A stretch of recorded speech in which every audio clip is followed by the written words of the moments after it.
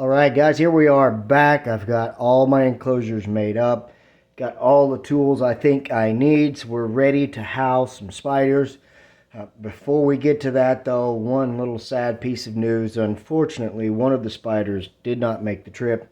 It was absolutely tiny. It was quite cool this morning, plus with the delay on the package and there being no type of heat pack or real insulation in the package, it just didn't survive. Fortunately, it was one of the freebies. It was absolutely tiny, probably an eighth of an inch or so. I mean, I hate that it happened. Really cool species, but those things happen. I've already been in touch with the spider shop, and of course, they informed me that they can't reship freebies, and they didn't have any more of those anyway. So what they've done is just offered me an extra freebie on my next order. So I'm okay with that, and I'm really happy with the spider shop for the most part. Tyler and crew and their communication and everything. It's just been pretty phenomenal. So here we go. We're going to start with the freebies, and we'll start with the old worlds. I believe there are only two that are new worlds. We're going to start right here with this one. This is the Serratogyrus marshalli. This is the straight-horned baboon tarantula. This tarantula species is a fossorial species from Zimbabwe and Mozambique, and they are in the baboon family, basically, like the OBTs and all those. So there it is down in there. It is alive and well, doing okay. I figured I would do a kind of a precautionary extraction method for these guys instead of trying to go in with the stick from here and flush it out and possibly harm it. What I did was clip the end off of these vials, and I will just push the tissue and all out, hopefully with the spider. And with this label on here, I kind of have a nice handy dandy handle. So let's see how the first one goes here. That was not hard at all. Now let me try to get that tissue out of the way. And the spiderling is down in there amongst the leaf litter and the moss. You can see it there. It's got a nice starter burrow if it wants to. Plenty of leaves and moss to hide in, and a water dish. There is the first one in its new house. Let's move along. Alright, so let's get the next one in. Also, a little side note, you will notice the crumpled up tissues in the corners of the tub there. That is Tom Moran's method of rehousing in case they bolt. They're just going to want to go around and around most of the time, and usually they'll run up under one of these beneath them and feel safe and secure. So that kind of helps out with the possibility of losing any spiderlings. So that being said, let's get the next one in. This is the Serratogyrus, I keep saying Serratogyrus darlingi, or the rear-horned baboon. They hail from Zimbabwe as well.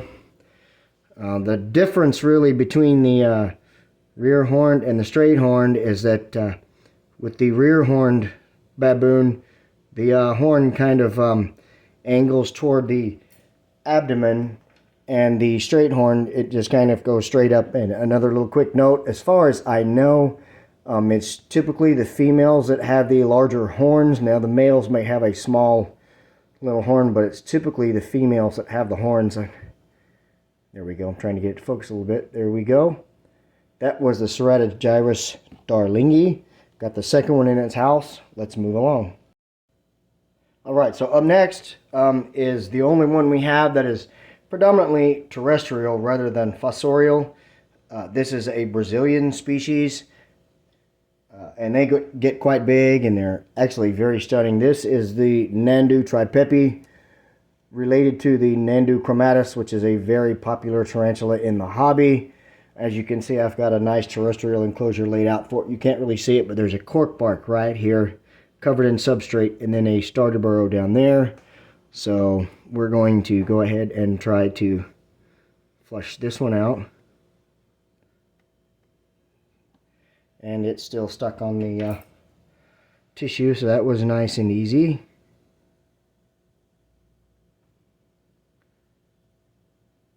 And there we go. This one's absolutely tiny as well, maybe a little over a 1/4 inch, but they get up around 7 inches. Not much to look at right now, but when they get older, they're absolutely stunning. They're like a blondish, peachish, pinkish, fuzzy, big, beautiful tarantula. There we go. That was the Nandu tripepi, the Brazilian giant blonde. Let's move on. All right, and so up next are some very rare in the hobby species. I have 3 of these, hoping to increase my chances of getting a female. These are the Ornithoctoninae Vietnam silver. They are fairly new in the hobby. There are a few vendors that have them, but nobody can beat the Spider Shop's prices on these guys, which is why I decided to pull the trigger on them. I have seen some photos and one very short video of them as adults, and they are absolutely stunning. So I can't wait to watch these guys grow up. I'm going to get in a better position here so I'm not talking over the camera, and we're going to try to get this one into its new home as well. Sorry if my hand and all that's in the way. Of course, this one wants to run up the outside of the vial so we can get a little bit of a look at what the Vietnam silver spiderling looks like if we can get this damn camera to focus. There we go. Can't wait to see these guys when they get bigger. Hopefully we can convince this one to just go down into its home. There it goes. It jumped off. I didn't see that at first.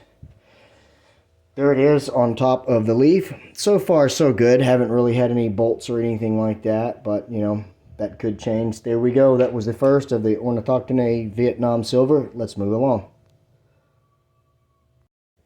All right, here we go with Vietnam silver number 2. Now, I have to make a confession and admit that I actually did not do my homework on these guys before doing the video, so I apologize for that. Oops. That one bailed out on us. Not that there is a whole lot on them right now because they are, again, fairly new in the hobby, so there's not a lot known about them. I can tell you that they are a fossorial old world tarantula from, you guessed it, Vietnam.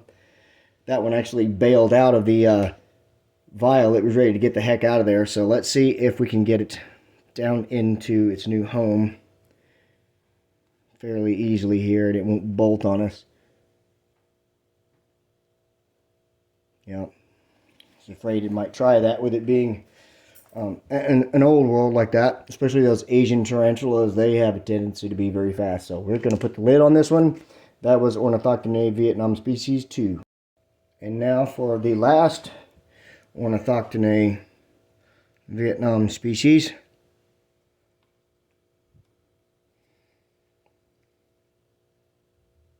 This method of cutting the tip off of the vial seems to be pretty effective. Once again, wants to stick on the outside of the vial instead of going into the enclosure. So what I'll do is just set that down in there, get this lid ready just in case it decides to bolt, and give it a tickle, see if we can't get it off of that vial. There we go. Stay where you are. I'll retrieve all of this stuff out of here, and then we will call it good on that one. One last look. Oh, right down it. Oh, nope. I thought it was going into the starter burrow, but there it didn't. It's right there at the entrance of it. That was Ornithoctoninae Vietnam species Vietnam silver number 3. Last but not least, let's get the last one in here. All right, guys. In typical torpedoes and tarantulas fashion, I have saved the best for last. The one spiderling I was looking most forward to receiving. Without a doubt, the most beautiful tarantula in the hobby and probably one of the most sought after. I already have one of these. This is the only arboreal out of the whole bunch. This is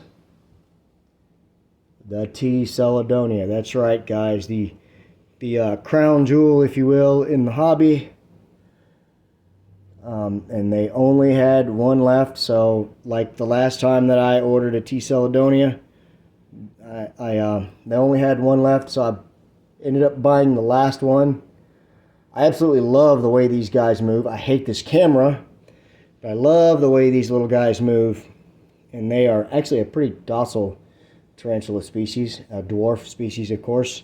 Very, very tiny. If you don't know anything about them, they are from Brazil. They are an arboreal tarantula, but they are also a trapdoor tarantula. So they make a trapdoor on their tree trunk in a vertical environment rather than a horizontal on the ground burrow type trapdoor.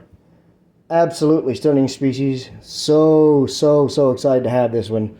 That was the last of the spiders that I received from the spider shop. Again, big shout out to Tyler and crew. Sorry guys. Oop, it jumped. For everything, go check them out, guys. They've got some great communication, awesome species, a whole lot of super rare stuff for great prices, and they've just got good service. That is it for this video. I really hope that you enjoyed it, and we will do some updates pretty soon on these guys. Hey guys, don't forget to like, comment, share, subscribe. Have a great day or a great night wherever you are, guys, and please take care of yourselves and each other. Thanks for watching, guys. God bless.